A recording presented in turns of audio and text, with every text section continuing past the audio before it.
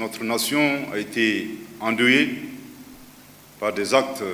terroristes. Leydi men ndi yani e sunare sababu golle jihadiyankoɓe ɓe batnoɗe e nokkuji kewɗi e nder leydi men ndi e nder saha goto e nder peeje heɓlaaɗe ina laabi wonde so wonano ballal ballitoɓe ɗen golle kulɓiniɗe mbaɗata meɗata wadde holko wonno fandare nde faade e jeyandikoɓe ɓe ko ɓuuri hewde ko tati gonno goto o addude kulol e sikke ɗiɗi lelnude pellital men kadi tati ustude njurum men ko ɓuri hewde ko min tiɗɓe fandare gaño o ko hulɓende laamu ngu e ustude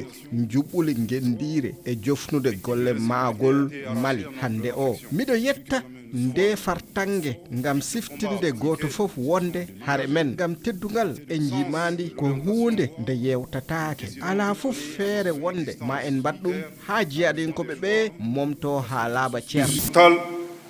Du terrorisme